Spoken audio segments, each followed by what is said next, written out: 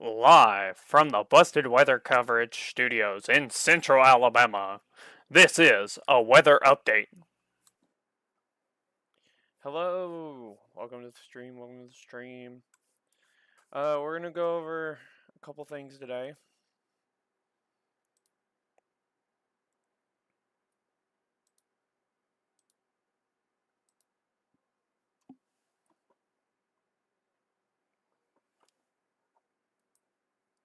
My webcam set up.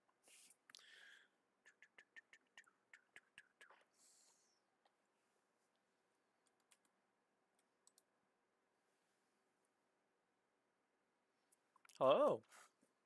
Y'all can see me now for once. Got a webcam. So this is the Montgomery radar that I'm looking at. Hold on, let me just. There you go. So this is the Montgomery radar that we're looking at here. Nothing special going on at the moment. Very wet in the Montgomery metro right now. It's been pretty wet all day in Montgomery. Birmingham, it looks like it's been quite dry all day. I'm not really sure. I haven't looked at their thing. But it's been pretty wet in Montgomery. It's probably rained on and off all day. But yeah, but the reason I'm live right now is the hurricane situation that's going on, or possible situation with hurricanes. What am I trying to say here?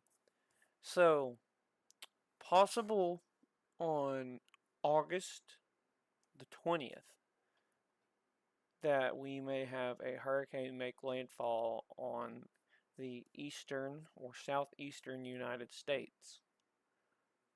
I'm not very confident in some of my information and knowledge, but from what I know, and I've been looking at models and looking at things, that it could be possible that we could see the first hurricane make landfall on the continental U.S.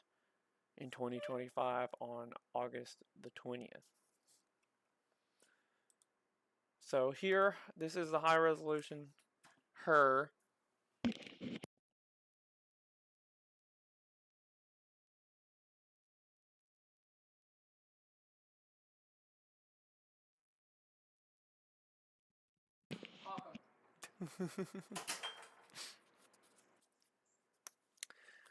So this is the high resolution HRRR model here. And let's see. So we're just going to go through these slides generously. And you can see it's pretty wet for a while there. And here in Alabama, in central Alabama. Very wet in the Gulf Coast. Now this really doesn't show us much here on the HRRR model.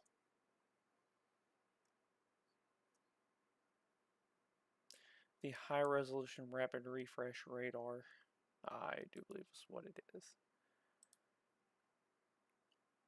Okay, so here's the NAM model here. This radar image became valid at 7 p.m. Central Time. This radar image will become valid at 10 p.m. Central Time. And I'm just going to go through the hours here. And it looks like it's going to be pretty wet tomorrow here in Alabama, in central Alabama. And pretty wet Wednesday also.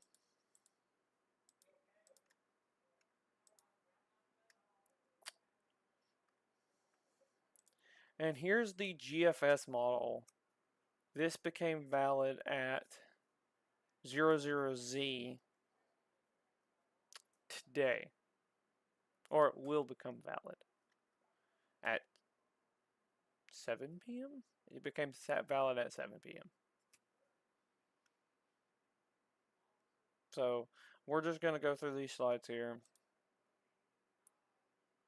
And this is a pretty fast playback speed, but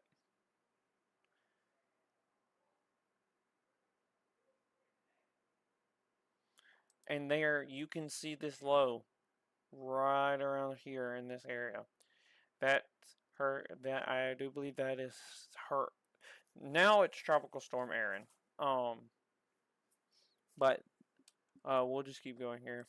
Slide day by day. 7 p.m. on the 18th, 1 a.m. on the 19th, 7 a.m. on the 19th, 1 p.m. on the 19th, 7 p.m. on the 19th, 1 a.m. on the 20th.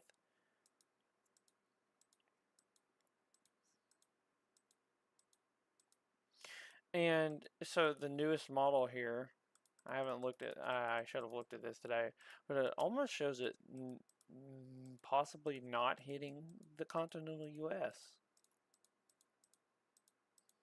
We'll just finish going through these slides. But here about the 26th, we can see another area of low pressure coming up through here.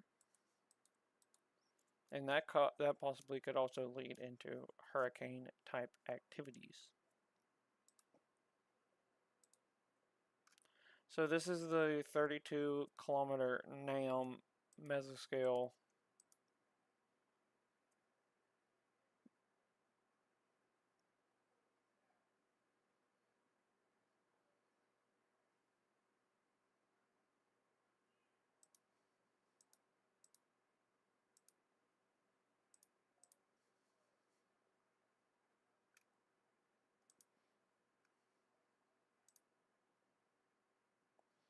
So this is a GFS model of Tropical Storm Erin that became valid today at 7 a.m.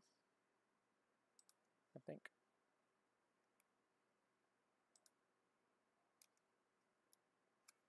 So this became valid at 6 p.m. today. This image right here. And this image right here will come valid at 1 a.m. tomorrow morning.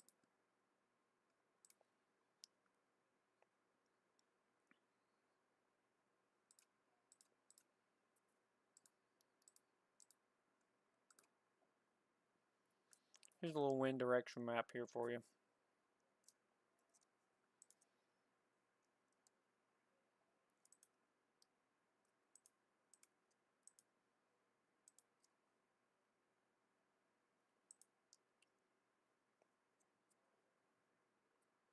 And we're just going to go through these slides again here. This is for the GFS.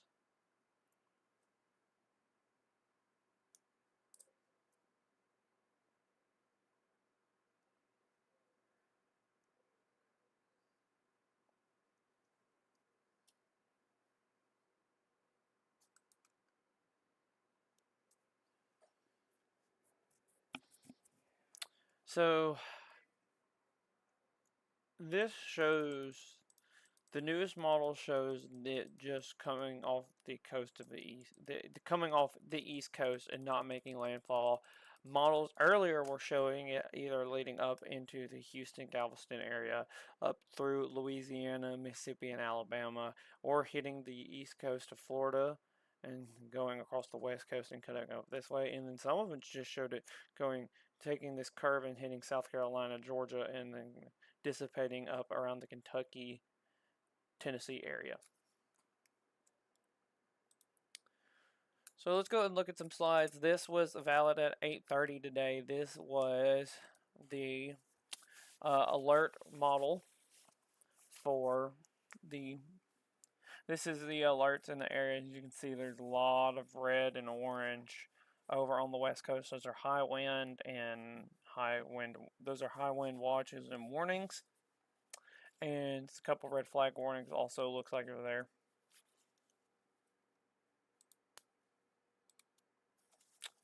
Here next we have the 7-day geographical tropical outlook, and there's Hurricane Erin just off the coast of Africa, the continent of Africa.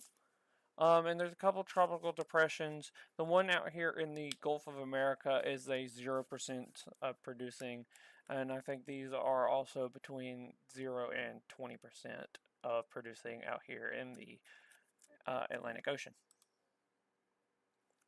So here's some key tips from Aaron here. This is the top image is some arrival times, and the bottom image is the estimated wind speeds from some satellite imagery. So here's wind speeds and arrival time of tropical force winds. As you can see, most of this is over the Atlantic Ocean.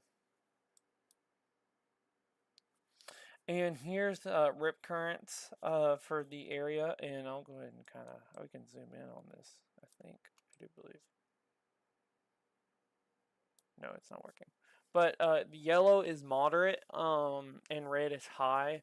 Anything gray is either light to no data. So as you can see, pretty much the whole East Coast is encompassed in moderate rip current, and some of the West Coast has a little bit of moderate rip current, but a lot of red rip current on the West Coast, and a little bit down towards Miami. So don't be swimming in the water in Miami.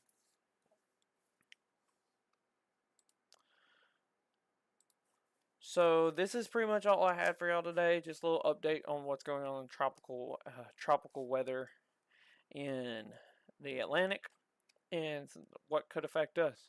Like I said, newer models now showing it not hitting the continental U.S., but older models were showing that it could hit the U.S. either from the Houston Galveston area to entering from Louisiana, Mississippi, Alabama, South Alabama, Mississippi, and southern Louisiana, cutting up through the Florida east coast of Florida, going across the Panhandle, and then cutting up through the southern area of Alabama, Mississippi, and Louisiana, or hitting the coast of Georgia, South Carolina, and North Carolina, and dissipating somewhere between Tennessee, Kentucky, Missouri, and Arkansas.